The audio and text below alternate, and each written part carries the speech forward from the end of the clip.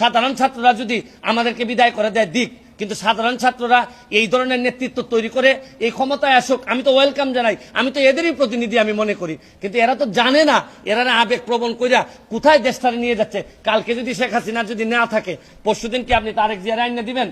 আপনি কি কারে দিবেন? এই যে 14 জন আর 100 জন সমন্বয়ক আছে, তারা এসে ক্ষমতা নিক, তারা তো ক্ষমতা নিতে পারবে না।